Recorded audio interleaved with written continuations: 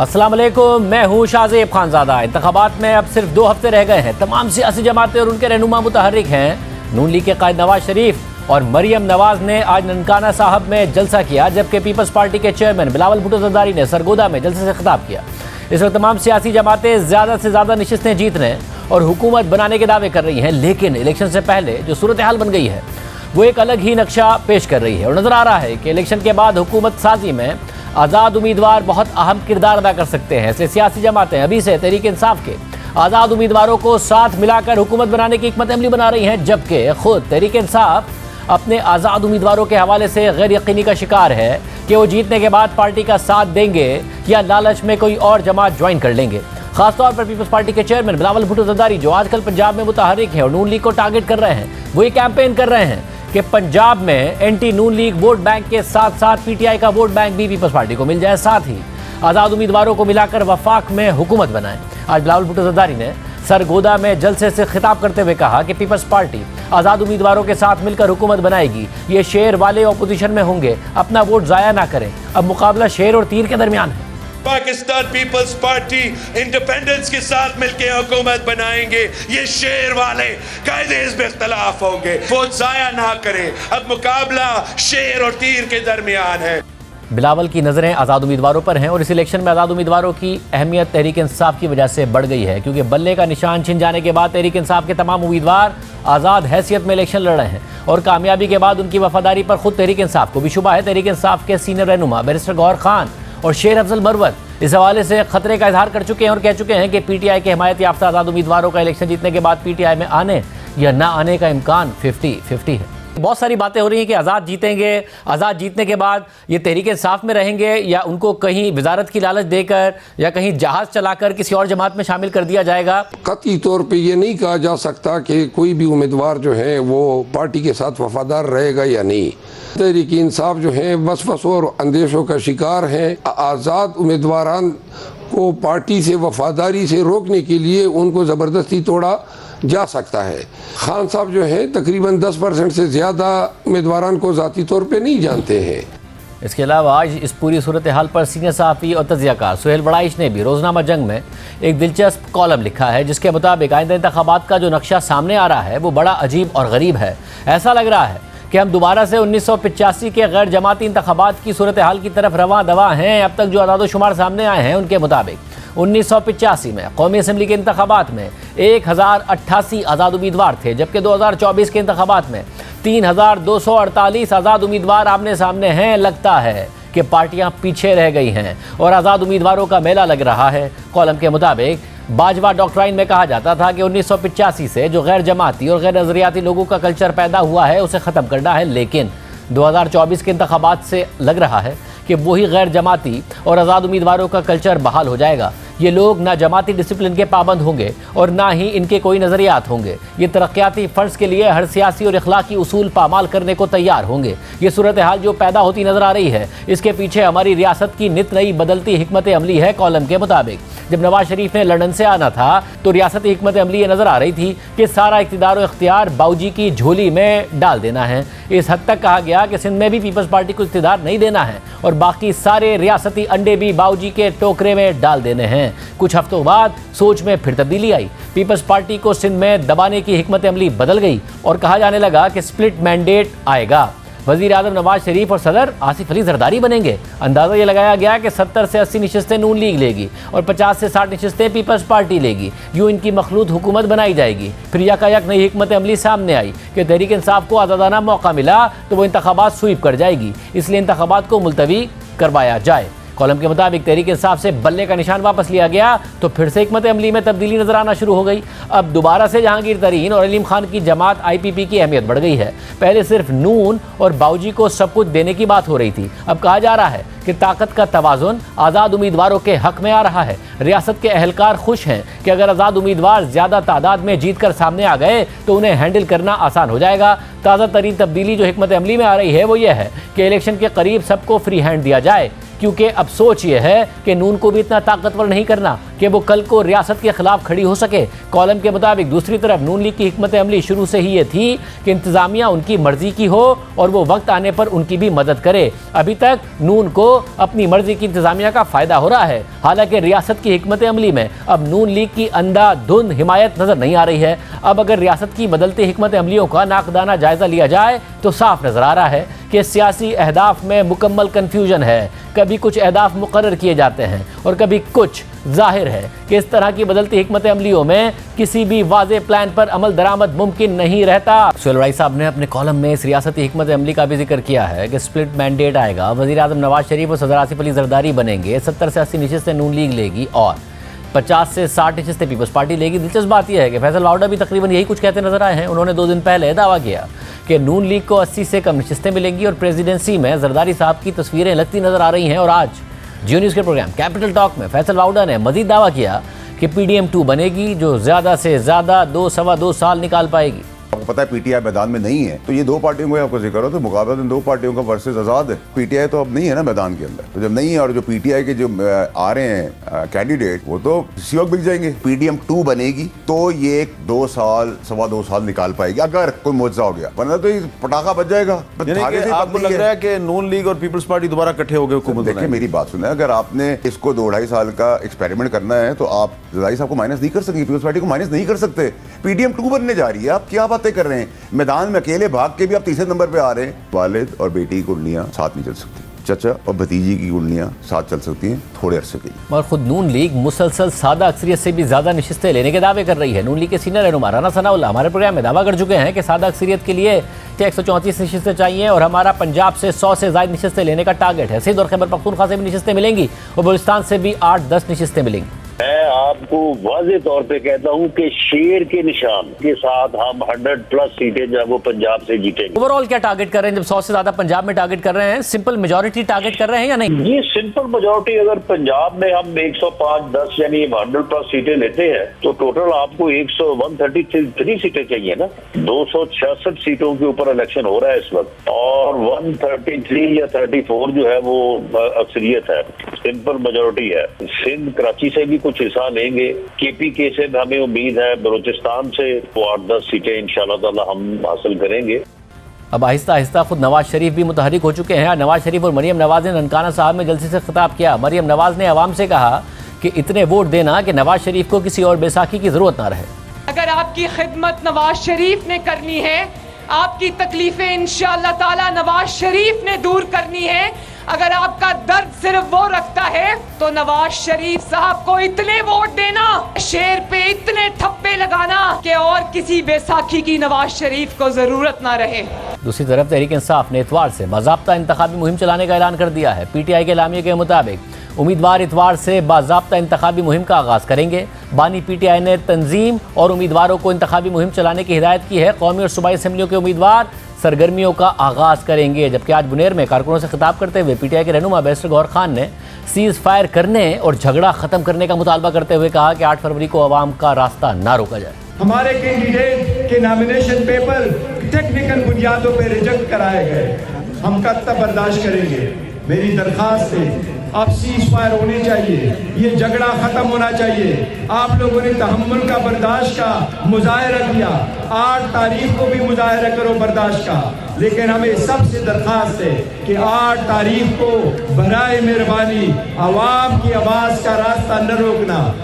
Senior साहब का सुहेल वड़ाई साहब ने कॉलम लिखा है जिसमें स्प्लिट मैंडेट की बात की है। इसके अलावा आज आर्मी चीफ ने भी खिताब किया है जिन्ना कन्वेंशन सेंटर इस्लामाबाद में नेशनल यूथ कॉन्फ्रेंस से। उसकी भी डिटेल सलीम साफ़ी साहब से लेंगे, दोनों ही हमारे साथ मौजूद हैं। आप दोनों का बहुत शुक्रिया। सुहेल वड़ाई साहब, पहले ये बताइएगा आपका जो कॉलम है वो इस बुनियाद पर है कि फ्री एंड फेयर इलेक्शन हुआ तो उसमें नून लीग 70-80 सीटें जीत सकती है, या इस बात पर है कि मैनेज इलेक्शन होगा जिसमें आज़ाद उम्मीदवारों को जिताया जाएगा? क्योंकि नून लीग तो अब इस बात की दावेदार है कि बल्ला रहा नहीं, रास्ते में कोई रुकावट नहीं, अब तो हम सिंपल मेजॉरिटी लेने जा रहे हैं आसानी से। देखिए शाहज़ेब खान ज़ादा साहब, अब तक जो हमारे साहब जो इतलाआत हैं ये हमारा कोई ज़ाती तजिया नहीं है, ये हमारे सोर्सेज ने जो अदारों में हैं, जो सर्वेज़ हैं, जो ये सारी उन चीज़ों से हमने अखज़ किया है। लेकिन सबसे बड़ा जो इस वक्त सवालिया निशान है वो कन्फ्यूजन है। कन्फ्यूजन ही इस इलेक्शन का सबसे बड़ा लफ्ज़ हो सकता है। और इसी तरह मुझे जो स्ट्रेटजी बनाने वाले हैं उनमें भी ये कन्फ्यूजन नज़र आता है कि वो अपने अंदाज़े भी और अपनी ये जो सीटों की हैसियत है ये भी उन्होंने कई स्ट्रेटजीज़ बदली हैं। ये जो स्ट्रेटजी थी कि जिसमें ये कहा जा रहा था कि स्प्लिट मैंडेट होगा, 70-80 सीटें उनकी होंगी, 50-60 सीटें पीपल्स पार्टी होंगी, कोलिशन एक गवर्नमेंट बनेगी पीपल्स पार्टी की, ये पहले था। फिर जब नून को फ्री हैंड दिया गया तो नून ने इंसिस्ट किया कि नहीं जी हम तो मेजॉरिटी लेंगे और हम नहीं किसी के साथ कोलिशन बनाएंगे। फिर ये जब सिंबल वापस लिया गया तो अब एक सोच में, हिकमत अमली में एक नई तब्दीली नज़र आ रही है कि अब जो है जहांगीर तरीन, आसिफ जरदारी भी अहम होंगे, अब आज़ाद उम्मीदवार होंगे, वो किसी भी पार्टी में जा रहेंगे। तो मेरा ख्याल है कि अभी तो आदाफ जो हैं वो मुझे क्लियर नज़र नहीं आते। और मुझे डेफिनेटली ये हुआ है कि हमारी जो भी हिकमतकार हैं, मुझे ये लगता है कि उनको इस स्ट्रेटजी से, कन्फ्यूजन से वो जो है अपना काम निकालना चाहते हैं कि पहले तो पीटीआई के कैंडिडेट्स के बारे में कन्फ्यूजन हो जब सिंबल भी नहीं है, और इसको कन्फ्यूजन को मज़ीद जो है वो गहरा भी किया जाएगा। और लेकिन दूसरी तरफ ये हो गया है कि जो पंजाब में, ख़ास कर मैं पंजाब की बात करूँ, कि एडमिनिस्ट्रेशन जो थी वो नून की मर्ज़ी की है।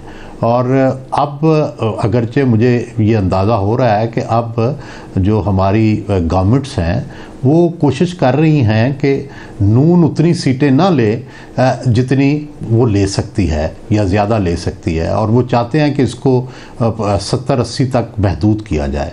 लेकिन जब तोप से गोला निकल जाए तो वो वापस नहीं आता। अब एडमिनिस्ट्रेशन नून की तरफ जा चुकी है। अब कंट्रोल जो है वो ज़्यादातर नून का है। सबको ये नज़र आ रहा है कि उनकी अगली हुकूमत बनने जा रही है। लोगों की तवक्कुआत जो हैं, ख़ासकर जो ज़िम्मेदारान हैं, वो उनकी भी अब उस तरफ है। साहब, तो फिर ऐसे सिनेरियो में बड़ाई साहब, क्या अगर फ्री एंड फेयर इलेक्शन हो तो सिंपल मेजॉरिटी ले सकती है नून लीग या नहीं ले सकती है? मुझे देखें ना, दूसरी तरफ दीवार है, दूसरी तरफ कुछ नज़र ही नहीं आ रहा। जो कैंडिडेट्स हैं वो पीटीआई के बारे में कन्फ्यूजन है। अब सिर्फ एक फैक्टर जो है वो पुरस्कार है, जिसका अंदाज़ा करना बड़ा मुश्किल है कि वो क्या इसके बावजूद जो पीटीआई के लोग हैं वो खंभों को वोट देंगे, क्या इसके बावजूद जो है वो के बावजूद के कन्फ्यूजन है। तो मुझे ये लगता है कि कन्फ्यूजन का फ़ायदा नून को होगा पंजाब में ख़ासकर। साफी साहब, आप बताइएगा, क्या वाकई एक कन्फ्यूजन है रियासती इदारों की तरफ से, और उस कन्फ्यूजन में जो नया फैसला है वो अब यह है कि आज़ाद उम्मीदवार जीते हैं, सिंपल मेजॉरिटी कोई पार्टी ना ले, मगर इस वक्त इंतज़ामिया बहुत ज़्यादा उनके फेवर में चली गई है, इसलिए सिचुएशन कंट्रोल में भी नहीं है इदारों के। क्या आपकी मालूमात भी यही कह रही है? मेरे ख्याल में ये सब कुछ बाय डिफ़ॉल्ट हो रहा है, क्योंकि हरीफ तो एक है और वो मालूम है, और किसको स्क्वीज़ करना है वो मालूम है। लेकिन दूसरी तरफ किसको नवाजना है वो एक की बजाय तीन है। एक मुस्लिम लीग नून है, दूसरी पीपल्स पार्टी है, और तीसरी आईपीपी या परवेज़ खटक साहब की पार्टी भी है। अब चूँकि इन तीनों को बरतरी दिलवाना है या तीनों को खुश रखना है, तो इसलिए कभी टिल्ट एक तरफ, कभी दूसरी तरफ, कभी तीसरी तरफ नज़र आता है। लेकिन मेरे ख्याल में वहाँ पे इस हद तक यकसुई है कि पीटीआई किसी भी सूरत कबूल नहीं है। जो सोहेल वड़ाई साहब के अल्फाज है कि पीटीआई की कबूलियत नहीं है, लेकिन इन तीनों पार्टियों की कबूलियत है। अब उन तीनों पार्टियों के एक्टिविटीज़ पे भी मुनहसर होता है, उनके बयानात पे भी मुनहसर होता है। कभी हमें टिल्ट एक की तरफ ज़्यादा नज़र आता है, कभी दूसरे की तरफ, और कभी तीसरे की तरफ। लेकिन इतनी बात क्लियर है कि ये तीनों वो कबूलियत वाली जमातें हैं और पीटीआई अदम कबूलियत वाली जमात है। मतलब, और इस सब में आज आर्मी चीफ ने खिताब किया जिन्ना कन्वेंशन सेंटर में नेशनल यूथ कॉन्फ्रेंस से। क्या आपकी नज़र में एक क्या कंक्लूजन ड्रॉ करेंगे आप एक सीनियर सहाफ़ी के तौर पर उससे? देखिए, एक तो वो बार बार जो उनकी तकरीर का क्रक्स था वो पाकिस्तान के पोटेंशियल और पाकिस्तान की सलाहियतों और पाकिस्तान की आबादी की सलाहियतों पे भी और कुदरती वसाइल की सलाहियतों पे भी उन्होंने फोकस किया हुआ था। और वो ये कह रहे थे कि हमें किसी महरूमी का एहसास महरूमी का शिकार नहीं होना चाहिए, हमें किसी प्रोपेगंडे का शिकार नहीं बनना चाहिए और पाकिस्तान का मुस्तकबिल रोशन है। दूसरा, उन्होंने इस बात पे फोकस किया हुआ था कि हम अगर मगरिबी तहज़ीब की तक़लीद हमने करनी है और हमने अगर मगरिब की तरफ जाना है तो फिर हिंदुस्तान से आज़ादी लेने की क्या ज़रूरत थी। तो गोया वो अपने वैल्यूज़ को और अपने अक़दार को अपनाने पे ज़ोर दे रहे थे। तीसरा, उन्होंने इससे पहले भी उनकी जो तकरीरें होती हैं उसमें सोशल मीडिया पे बड़ी सख्त तनकीद होती है, तो आज भी उन्होंने सोशल मीडिया पे बड़ी सख्त तनकीद की। लेकिन इलेक्शन और सियासत के हवाले से एक चीज़ बहरहाल आज ये क्लैरिटी आ गई कि उनके मुख्तलिफ सवालों के जवाब देते हुए वो बार बार 8 फरवरी के इलेक्शन को रेफ़र कर रहे थे, तो उससे वो कन्फ्यूजन हमेशा के लिए ख़त्म हो गई मेरे ख़्याल में कि इंतखाबात होंगे या नहीं होंगे, क्योंकि बार बार वो 8 फरवरी के इलेक्शन की तरफ और नौजवानों से कह रहे थे, लोगों से कह रहे थे कि अब उनका काम है कि वो अच्छे लोगों को वोट दे। दूसरी बात एक उन्होंने ये कही कि वो DGI भी रहे हैं, DGMI भी रहे हैं और वो सियासतदानों को मुख्तलिफ जमातों को अंदर से जानते हैं। तो सियासत का अल्टीमेट गोल उन्होंने कहा कि इक़्तिदार का हुसूल होता है, लेकिन उसके साथ उन्होंने ये कहा कि किसी पार्टी में भी सब अच्छे लोग नहीं हैं और किसी पार्टी में भी सब बुरे लोग नहीं हैं। हर पार्टी में अच्छे लोग भी हैं और बुरे लोग भी हैं और हर इदारे में अच्छे लोग भी हैं और बुरे लोग भी हैं। और वड़ाई साहब ये बताइए, सब में जो बिलावल भुट्टो जरदारी की इस वक्त पिच है वो यही है कि जो नून मुखालिफ वोट है, जिसमें डायरेक्ट पीपल्स पार्टी का वोट है या फिर जो तहरीक इंसाफ का भी वोट है, वो मुसलसल अब ये एड्रेस कर रहे हैं कि एक तो ये कि आज़ाद उम्मीदवारों के साथ मिलकर हुकूमत बनाएंगे, इसकी आप क्या पॉसिबिलिटी देखते हैं? और अगर तहरीक इंसाफ के वोटर सपोर्टर में कोई कन्फ्यूजन है कि आज़ाद उम्मीदवार पता नहीं इमरान खान के साथ सिंसियर रहेगा या नहीं रहेगा, तो क्या वो वाकई बिलावल भुट्टो जरदारी जो वोट मांग रहे हैं वो उनकी तरफ देख सकते हैं आपके ख्याल में, या जितना इस वक्त पोलराइज्ड है मामला उसमें इसकी पॉसिबिलिटी नहीं है? देखिए, नहीं, इस दफ़ा पंजाब में तो वोट जो है वो प्रो PTI और एंटी PTI पढ़ना है, और एंटी PTI नून है और प्रो PTI ज़ाहिर है PTI है। तो मुझे नहीं लगता कि इसमें ये गुंजाइश है। ये मुस्तकबिल में शायद कोई इसका फ़ायदा हो जाए, लेकिन आपको पता है हर इलेक्शन जो है वो एक चीज़ पे फोकस्ड होता है, और ये इस दफ़ा ये फोकस्ड है सिर्फ एक ही चीज़ पर कि क्या कोई PTI के साथ है या क्या कोई PTI का मुखालफ है। अगर जो PTI का मुखालफ है नून के साथ है पंजाब में, और जो PTI का हामी है वो PTI के साथ होगा या पता नहीं आज़ाद उम्मीदवार के साथ होगा, तो ये कन्फ्यूजन मौजूद है। लेकिन मुझे नहीं लगता कि पीपल्स पार्टी सेंट्रल पंजाब में और नॉर्थ पंजाब में अपनी इस जो रेटरिक है या ये जो बयानियाँ है इससे कोई मुअस्सर फ़ायदा उठा सकेगी। हाँ, मुस्तकबिल में हो सकता है कि ये जो है इससे कोई फ़ायदा उठा लें। और आप साफ़ी साहब, खैबर पख्तूनख्वा ज़ाहिर एक बहुत ही अहम सूबा रहा है तहरीक इंसाफ के लिए, और अब भी जो तहरीक इंसाफ के कुछ रहनुमा वो ऑफ द रिकॉर्ड ये कहते हैं कि हमें नज़र आ रहा है कि मरकज़ में पंजाब में शायद ना जगह बने, मगर खैबर पख्तूनख्वा में ये हम बाकायदा तौर पर इतने पॉपुलर हैं कि अगर हमारे आज़ाद उम्मीदवार जीतेंगे तो भी वो पार्टी को नहीं छोड़ के जाएंगे। वहाँ पर अभी भी PTI बड़ी कॉन्फिडेंट है। आपके ख्याल में हुकूमत बनने का चांस है PTI का वहाँ? नहीं, मेरे ख्याल में इसका चांस नहीं है।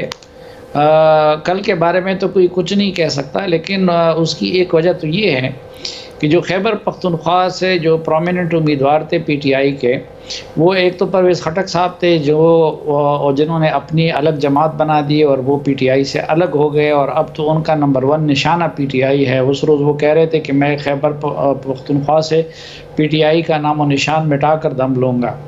दूसरे जो प्रोमिनेंट लोग थे, मुराद सईद वगैरह थे, अली अमीन गंडापुर है, तो वो गायब हैं, और वो मुराद सईद वगैरह तो ख़ुद इलेक्शन में हिस्सा भी नहीं ले रहे हैं। तीसरा प्रॉब्लम उनको ये है कि अब जब उनको निशान नहीं मिला तो उनके कई हलकों पे 2-2, 3-3 लोग खड़े हैं और हर कोई ये समझता है कि पीटीआई का उम्मीदवार वो है, तो उसमें भी उनको अभी मसाइल दरपेश है, इख्तिलाफात शेर अब्दुल मरवत के और बाकी ग्रुपों के एक दूसरे के साथ इख्तिलाफात भी आपके सामने हैं। हाँ, एक चीज़ और है कि जो अपोजिशन की जमातें हैं, यानी पीटीआई की जो मुखालिफ जमातें हैं, इस वक्त वो आपस में उलझी हुई है। मसलन अवामी नेशनल पार्टी वज़ारत आला की ख्वाहिशमंद थी, अब उनकी राय ये है, उनको ये शक है कि शायद परवेज़ खटक भी वज़ारत आला के उम्मीदवार हैं, तो वो परवेज़ खटक को अक्सर निशाने पे लेते हैं। फिर JUI वज़ारत आला की ख्वाहिशमंद थी, वो ANP वाले उनको भी निशाने पे लेते हैं। तो जो पीटीआई मुखालिफ जमातें हैं इस वक्त खैबर पख्तूनख्वा में, वो भी आपस में उलझी हुई है और मुझे तो ये नज़र आता है कि खैबर पख्तूनख्वा में बिल्कुल एक मलगोबा बनेगा जिसमें सबसे बड़ी पार्टी जो उभरेगी वो भी 20 से 30 सीटों के साथ उभरेगी और बाकी 10-15 इसी तरह बाकी सब में तकसीम होगी। और वड़ाई साहब, ज़ाहिर इमरान खान साहब से जब भी अब रिपोर्टर्स से भी मुलाकात करते हैं, वो मुसलसल हमने देखा है कि अपनी तनकीद दोहराते हैं। इकोनॉमिस्ट में भी उन्होंने आर्टिकल लिख दिया जिसमें भी लंदन प्लान की बात करना, जो रियासती इदारे हैं उन पर तनकीद करना। मगर आज जो गौहर खान साहब हैं वो सीज़ फायर का मुतालबा कर रहे थे कि अब सीज़ फायर होना चाहिए, जो हो गया वो हो गया। आपको लगता है सीज़ फायर का कोई इम्कान है तहरीक इंसाफ के लिए?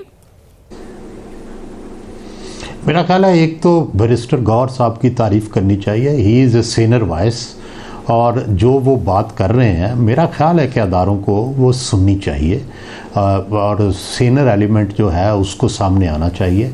गो वो इतने हैवी वेट नहीं हैं कि वो इमरान को मना सकें, लेकिन इसके बावजूद वो मुसलसल मसालियत की और दरमियानी और एतदाल की जो बात है वो कर रहे हैं। अब मेरा ये ख्याल है कि देखें, अगर आपने सिस्टम को आगे चलाना है और सिर्फ ये 8 फरवरी टारगेट नहीं है बल्कि इससे आगे भी तो कुछ होना है, तो उसके लिए आप पीटीआई को और पीटीआई के नुमाइंदों को अब जो हो चुका उसके बाद उसमें बेहतरी लानी चाहिए। उनको भी जो छापे मारने हैं, उनकी गिरफ्तारियां हैं, या इससे तो ज़ाहिर है फिर इससे क्या होता है कि ये इस तरह का जब आप ये काम करते हैं तो ये चीज़ें ज़ेरे ज़मीन चली जाती हैं। अब दुनिया भर में ये जो निज़ाम बना है इलेक्शन का, मुंतखब नुमाइंदों का, वो इसलिए बना है कि लोग मिलिटेंसी की तरफ ना जाएं, ज़ेरे ज़मीन ना जाएं, कोई खुफिया तंजीमें ना बने। तो ये अगर आप इसको ये फ्री हैंड नहीं आप देंगे तो इसके नतीजे में एक अंडरग्राउंड जो है एक नफ़रत भी पैदा हो जाती है और इसके नतीजे में खुफिया जो है वो सेटअप्स बन जाते हैं, तो जो कि स्टेट के लिए नुकसानदेह होते हैं। हम ये बलूचिस्तान में देख चुके हैं, हम ये खैबर पख्तूनख्वा में भी माजी में देख चुके हैं। तो स्टेट को एक सगैसिटी का, एक विजडम का जो है वो मुजाहरा करना चाहिए और अपने हाथ को अब थोड़ा सा खोलना चाहिए। आप साहब बताइएगा, कैसी कोई सोच पाई जाती है? सीज़ फायर का मुतालबा हो रहा है गौहर खान साहब की तरफ से? नहीं, मेरे ख्याल में इलेक्शन से पहले कोई इम्कान नहीं है सीज़ फायर का या पीटीआई और इस्टेब्लिशमेंट की मुफाहमत का। एक तो ये है कि इस्टेब्लिशमेंट 9 मई को उस तरह नहीं देखती जिस तरह के बाज़ सिविलियन हलकों की तरफ से देखा जाता है। वो उसको मुनज़्ज़म साजिश और फ़ौज के अंदर बगावत की साजिश जिसको बैरूनी शह भी हासिल थी, वो उसको उस तरह समझती है। और जब स्टेट पीटीआई के उन ज़िम्मेदारों के ख़िलाफ़ कार्रवाई करना चाहेगी तो उसके होते हुए फिर पीटीआई का दिल साफ़ नहीं हो सकता उसकी क़यादत का। तो इसलिए मुझे तो सरेदस्त मुफाहमत का या सीज़ फायर का कोई इम्कान नज़र नहीं आता। बहुत शुक्रिया। कौन किसके वोट काटेगा? आज़ाद उम्मीदवार जब जीतेंगे तो तहरीक इंसाफ में ही जाएंगे या पीपल्स पार्टी से मिल जाएंगे या फिर IPP के पास जाएंगे? सब अपने अपने दावे कर रहे हैं। हमारे साथ पीपल्स पार्टी से रज़ीव अफजल चंद साहब मौजूद हैं, तहरीक इंसाफ से शुएब शाहीन साहब और नून लीग से ख्वाजा आसिफ साहब मौजूद हैं। पहले रज़ीव अफजल चंद साहब, मैं आपसे बात करना चाहूँगा। बहुत शुक्रिया, क्योंकि आज आप बिलावल भुट्टो ज़रदारी साहब के साथ मौजूद भी थे। सरगोदा में वो कैंपेन कर रहे थे आपके हलके में। बिलावल भुट्टो ज़रदारी साहब कह रहे हैं तहरीक इंसाफ के वोटर को भी कि अगर आपने वोट दिया किसी और को तो ज़ाया हो जाएगा। साथ में वो ये भी कह रहे हैं आज़ाद उम्मीदवारों के साथ मिलकर हम हुकूमत बनाएंगे, तो वोटर भी चाहिए तहरीक इंसाफ का। इसके अलावा जो आज़ाद अगर जीत गया तो उसको भी वही यही टारगेट कर रहे हैं कि हम मिलकर आपके साथ हुकूमत बनाएंगे। लेकिन जी जब पॉलिटिक्स में तो एक वोटर को बिलावल भुट्टो ने बड़ी, आज मेरे पास उनके पास जलसा था मेरे हल्के में, तो उन्होंने बड़ा वाज़ेह एक पैगाम दिया है कि हम तकसीम की और नफरत की सियासत नहीं करना चाहते। हम नहीं चाहते कि किसी की बच्चियों को घसीटा जाए, किसी को। बड़ा वाज़ेह पैगाम बिलावल भुट्टो ने आज दिया है। तो इस पॉइंट ऑफ व्यू से आप देखें तो इस सियासत में तकसीम को ख़त्म करना इस मुल्क के फ़ायदे में है। वो दुरुस्त है कि ज़ाहिर तकसीम ख़त्म होनी चाहिए, इसमें तो कोई शक नहीं है, और तमाम सियासी जमातों को स्पेस मिलना चाहिए। मगर ये कॉन्फिडेंस आपको कैसे है कि जो तहरीक इंसाफ का वोटर है वो अगर नून लीग को तो ज़ाहिर नहीं वोट देगा, मगर पीपल्स पार्टी को चुन लेगा? देखिए, इनके जितने पेरेंट्स थे पुराने, ये लोग जो पीटीआई में गए, इनके सारे अबाउजाद ये मोस्टली लोग 80% पीपल्स पार्टी के लोग थे। और ये इनके बच्चे, इनके नौजवान तबका जो था जो पीटीआई में गया है, तो उनको एक नौजवान लीडर मिला है, क्योंकि पीपल्स पार्टी के लीडरशिप का और वर्कर का एक डिस्कनेक्शन था, राब्ते की कमी थी। बीबी की एग्जाइल 17 साल, फिर जरदारी साहब का अवान सदर में 5 साल बैठना, वो भी पब्लिक पॉलिटिक्स ना कर सकना, उसको वोट नहीं करने देती थी। तो अब जाके अगर बिलावल भुट्टो वर्करों के दरमियान आया है और वर्करों से बातचीत कर रहा है, तो उसका क्या सूरत हाल होगी? सर कैंपेन तो भरपूर कर रहे हैं बिलावल भुट्टो ज़रदारी साहब, मगर मसला ये है कि इमरान खान साहब ने तो इस वोटर सपोर्टर को मोबिलाइज इस बात पर किया है कि 2 पार्टी सिस्टम है, मोरूसी इनकी सियासत है, इन्होंने मुल्क को नुकसान पहुंचाया, मैं थर्ड पार्टी हूं, मैं आउटसाइडर हूं। तो वापस पीपल्स पार्टी की तरफ कैसे आएंगे अगर आपको लगता है वो आपका वोटर सपोर्टर था जो चला गया था? वोटर को एक तो बिलावल कह रहा है कि मैं पुरानी सियासत, रवायती सियासत के खिलाफ हूं, मैं वो नहीं करना चाहता। एक वो ये मैसेज दे रहा है। दूसरा वो अपना मैनिफेस्टो दे रहा है, नौजवानों को एक आगे सिर्फ नारा नहीं दे रहा, उस पे अमल दरामद का तरीकाकार भी बता रहा है, उस पे पूरी पॉलिसी बता रहा है कि इस पे इस तरह इंप्लीमेंट होगा। नौजवानों को कायल करने की कोशिश कर रहा है, और फिर हर जिले में, हर तहसील में जा रहा है, लोगों से मिल रहा है। तो ये देखिए कौन सा लीडर है जो हर तहसील, हर जिले में जा रहा है और लोगों से बातें कर रहा है, पॉलिटिकल माहौल बना रहा है, लोगों को एंगेज कर रहा है, पॉलिटिक्स, लोगों को पॉलिटिसाइज कर रहा है। यहाँ तो लोगों ने इदारों को पॉलिटिसाइज किया है। पीपल्स पार्टी का लीडरशिप इस वक्त लोगों को पॉलिटिसाइज कर रही है, जो डीपॉलिटिसाइज हो गए हैं सिस्टम से, और सिस्टम से नफरत करते हैं, उनको इतबार नहीं है सिस्टम पे। तो हम चाहते हैं कि वो लोग दोबारा सियासत करें, वो वापस आए। उनको कुछ नारा तो हमें देना पड़ेगा ना, कुछ बात करनी पड़ेगी, उनसे डायलॉग करना पड़ेगा। तो वो बिलावल भुट्टो बड़ा राइट टाइम पे और राइट तरीके से डायलॉग कर रहे हैं। और सब, और मुझे ये बताइएगा कि जो आज़ाद उम्मीदवारों को कह रहे हैं कि आज़ाद उम्मीदवारों के साथ मिलकर हम हुकूमत बनाएंगे और जो नून लीग है वो ऑपोजिशन में जाके बैठेगी। आपको लगता है कि जो तहरीक इंसाफ के टिकट पर अगर कोई नई जीत लड़ पाया, क्योंकि भले का निशान ले लिया गया, अगर वो आज़ाद हैसियत में लड़ेगा तो वापस इमरान खान से वफादारी नहीं निभाएगा बल्कि कहीं इधर उधर चला जाएगा? इस वक्त जो पीटीआई की लीडरशिप या पीटीआई का वर्कर या पीटीआई का कैंडिडेट, उसके पास 2 चॉइसेस हो, एक तरफ नून लीग हो और एक तरफ पीपल्स पार्टी हो, वो इन दोनों में से एक को चूज करना पड़े तो किसको करेगा? वैसे मगर अगर आजाद हैसियत में जीतेगा तो पार्टी के साथ क्यों नहीं खड़ा रहेगा, आपके साथ क्यों जाएगा? मैं कह रहा हूँ आजाद हैसियत से 2 तरीके हैं, या इंडिविजुअली करेगा या एज ए पार्टी वापस अपनी क़यादत के पास भी जाएगा। तो फिर भी उसकी प्रायोरिटी नून लीग नहीं होगी, उसकी प्रायोरिटी पीपल्स पार्टी होगी, जो इस वक्त उनकी बात भी कर रही है। ऐसा मगर जब आप कहते हैं कि अगर वो पार्टी के पास भी चला जाएगा तब भी नून लीग के मुकाबले में पीपल्स पार्टी के पास आएगा, मगर अगर वो अपनी पार्टी के पास चला गया पीटीआई के पास तो फिर वो वही करेगा जो इमरान खान कहेंगे। आप कह रहे हैं उस वक्त तक इमरान खान साहब भी खुद यही फैसला करेंगे, उन्हें एहसास होगा कि नून लीग के मुकाबले में पीपल्स पार्टी के साथ जाना बेहतर है। इमरान खान को मैं जानता हूँ, इमरान खान साहब को भी अगर इन दोनों पार्टियों में से एक के साथ चलना पड़ेगा तो वो बिलावल भुट्टो के साथ चलेगा, नून लीग के साथ नहीं चलेगा। आप उस तजर्बे की बुनियाद पर कह रहे हैं जितना आपने उन्हें करीब से जाना है? तजर्बे की बुनियाद पे कर रहा हूँ मैं खान साहब के साथ 3 साल रहा हूँ, मेरी खान से डिस्कशन होती रही है, मैं उस खान को कुछ जानता हूँ अंदर से। तो आपको लगता है खान साहब बिलावल भुट्टो को ज्यादा पसंद करते हैं या फिर जितनी बुरी उन्हें नून लीग लगती है उसके मुकाबले में कम बुरे लगते हैं? वो समझते हैं कि पीपल्स पार्टी, खान समझता है कि पीपल्स पार्टी एक डेमोक्रेट जमात है, खान समझता है कि पीपल्स पार्टी विक्टिमाइजेशन पे बिलीव नहीं करती, वो डेमोक्रेसी की कॉन्स्टिट्यूशन की बात करती है, ये खान मानता है ये बात। कुछ चीज़ों पे इख्तलाफ जरूर होगा खान को, लेकिन मेरे ख्याल में जो नौजवान तबका है, जो पीटीआई का तबका है, अगर उनमें से उनको कोलिशन गवर्नमेंट बनानी पड़े और उनके पास चॉइसेस हों और वो एक तरफ नून लीग के साथ बैठे या पीपल्स पार्टी के साथ बैठे तो पीपल्स पार्टी उनकी अवलीन तरजीह होगी और पीपल्स पार्टी की भी तरजीह पीटीआई के लोग होंगे, कोई मसला नहीं है। तो साहब ये बातें प्राइवेट में आपको इमरान खान साहब करते थे, क्योंकि पब्लिक में तो वो नकलें उतारते थे बिलावल भुट्टो ज़रदारी की, कहते थे वसीयत पे बन गया, ये किस किस्म का है, उनकी नकलें उतार रहे होते थे। यार इस मुल्क में क्या क्या हुआ है, बड़े बड़े खिलवाड़ हुए हैं शाहजेब भाई, नून लीग ने क्या क्या किया है, फिर हम उनके साथ बैठे हैं, काफ लीग के साथ हम बैठे हैं, काफ लीग हमारे साथ बैठी है, पीपल्स पार्टी डायलॉग पे बिलीव करती है, इस मुल्क को आगे चलाने की हम बात करते हैं। हमने तो बीबी की शहादत के बाद भी पाकिस्तान खपे का नारा लगाया, यही तो बिलावल बात करता है। बेगम नुसरत भुट्टो, शहीद जुल्फ़िकार अली की भुट्टो की फांसी के बाद MRD बनी, तहरीकें चली, उन्हीं लोगों को साथ लेके चली जिन्होंने शहीद जुल्फ़िकार अली भुट्टो की हुकूमत गिराने में मदद की थी। तो ये देखिए पीपल्स पार्टी ने तो इस पाकिस्तान के लिए, कॉन्स्टिट्यूशन के लिए बड़े बड़े कंप्रोमाइज किए हैं और बड़ी बड़ी चीजों को एंगेज किया है, रीडिजाइनिंग की है, और अब भी हम करने के लिए तैयार हैं। इस मुल्क को आगे चलना चाहिए यार।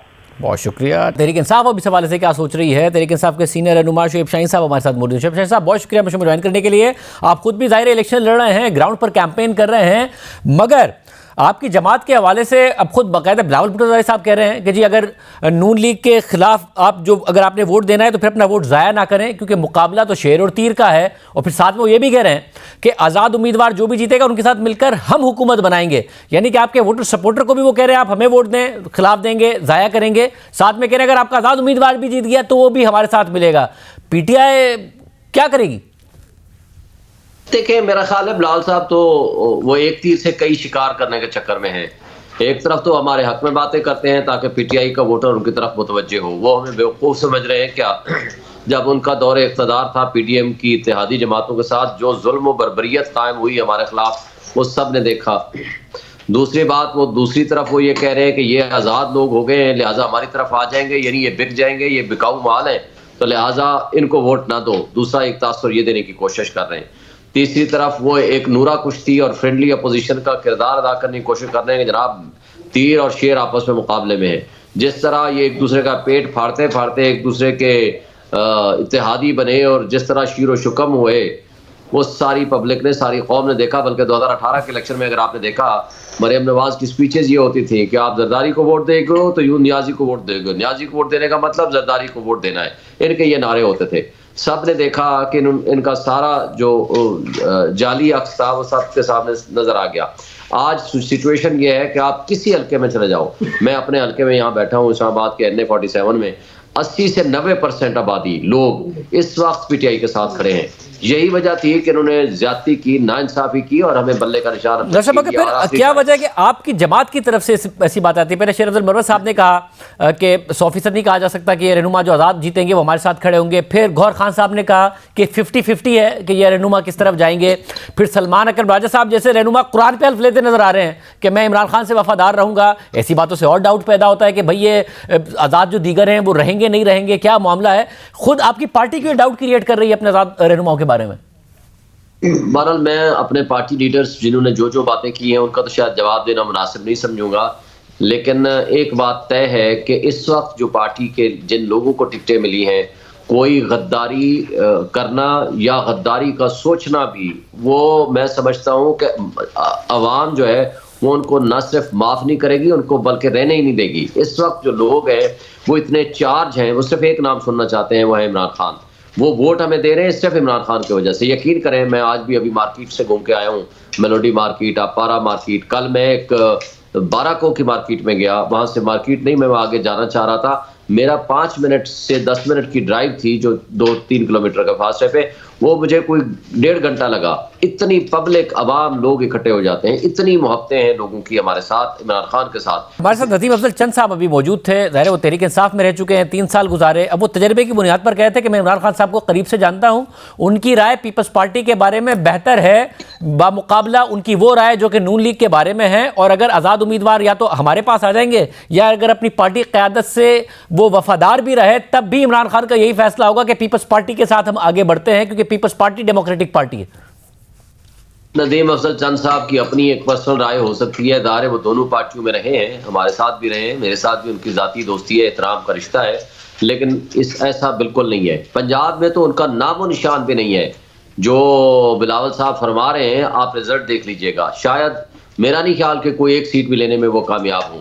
दूसरी बात, बिलावल साहब ने जरदारी पार्टी बना के इन्होंने अपनी पार्टी को खुद तबाह बर्बाद कर दिया। देखें, इन्होंने बड़ा प्रिंसिपल स्टैंड लेने की कोशिश की कि नहीं जी ज्यादती नहीं होगी, लेवल प्लेइंग फील्ड होगा, सबके लिए होगा।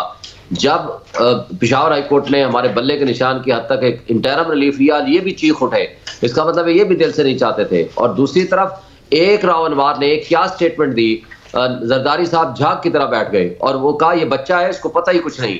बात यह है कि ये जो बंदे की कमजोरियां होती हैं, करप्शन में डूबे हुए ये लोग हैं, इनको तो एक इशारा ही काफी है। आपका ख्याल है कि इनमें इतनी कैपेसिटी है कि ये स्टैंड कर सकें, इनमें इतनी कैपेबिलिटी है कि ये हक सच की बात कर सकें? ये सारी बातें हवा में जाएंगी। हमारी नजर में ये दोनों एट पार और बराबर हैं, एक बड़ा मुजरिम होगा, एक छोटा मुजरिम होगा, लेकिन हम ये कहते हैं कि देखें free fair and transparent elections कराओ, अवाम को फैसला करने दो। मगर शिवसेना साहब उस सूरत में भी अगर आप डैमेज करते हैं नून लीग को और आपके आज़ाद उम्मीदवार वोट लेने में कामयाब हो जाते हैं, तो एक सेटअप तो फिर वो होगा जिसमें पीपल्स पार्टी और नून लीग मिलकर हुकूमत बना रहे होंगे, या आपको लग रहा है इतने इंडिपेंडेंट जीत जाएंगे कि आप हुकूमत बना रहे होंगे और सारे के सारे पार्टी से भी वफादार रहेंगे? बिल्कुल हम हुकूमत बनाने की पोजीशन में हैं। आपको कोई हल्का ऐसा नहीं मिलेगा जहां भारी अक्सरियत से लोग हमें वोट ना देना चाहते हों। अब देखते हैं कि किस तरीके से हम इसको ट्रांसफॉर्म कर पाते हैं इनटू द इलेक्शंस। शुक्रिया। हमारे साथ नून लीग के सीनियर रहनुमा ख्वाजा साहब मौजूद हैं। ख्वाजा साहब बहुत शुक्रिया हमें शो में ज्वाइन करने के लिए। ख्वाजा साहब अब सूरत हाल ये है कि तज्जिए ये हो रहे हैं कि अचानक ग्राउंड पर सूरत हाल बदल गई है और इदारों का जो माइंड है वो भी बदल गया है। ऐसा नहीं है कि जो नून लीग दावा कर रही है कि 100-110 सीटें नून लीग ले। सुहेल वड़ाई साहब ने भी कॉलम लिखा कि शायद 70-80 सीटें नून लीग लेगी, पीपल्स पार्टी के साथ हुकूमत शायद बनाती नजर आए, आज़ाद उम्मीदवार बहुत ज़्यादा अहमियत इख्तियार कर गए हैं, सदर जरदारी साहब, वज़ीर आज़म नवाज शरीफ साहब को इस किस्म का माहौल होगा, फैसल वाउडर साहब भी इसी किस्म की बातें कर रहे हैं। क्या ग्राउंड पर आप भी यही देख रहे हैं? मैं इख्तिलाफ करूँगा, इससे ऐसी कोई सिचुएशन नहीं है। मैं जो देख रहा हूँ कि पिछले 8-10 दिन से जब से इलेक्शन की एक्टिविटी जो है उसमें इजाफा हुआ है, तो उससे सिचुएशन जो है उसमें क्लैरिटी आती जा रही है। कोई बहाम जो है आहिस्ता आहिस्ता ख़त्म हो रहा है। तो ये बहाम जो है जब मुकम्मल तौर पर ख़त्म हो जाएगा, 2-4 दिन की बात है, तो आपको क्लियर कट नजर आएगा कि कौन सी पार्टी जो है वो बरतरी हासिल कर रही है और किसका अपर हैंड है। मतलब आप क्योंकि एक्सपीरियंस्ड हैं कैंपेनिंग में, तो आपको जो क्लैरिटी आ रही है ग्राउंड पे जाके, वो अपने खिलाफ आ रही है या अपने हक में आ रही है? हक में आ रही है जी, अल्हम्दुलिल्लाह हक में आ रही है और बड़ी क्लैरिटी के साथ जो है ना वो हक में नजर आ रही है। उसकी बहुत सी वजूहत हैं। मैं उसकी लंबी चौड़ी वजूहत में टाइम भी नहीं, आपके पास में प्रोग्राम का टाइम होगा, वो डिस्कस भी की जा सकती हैं।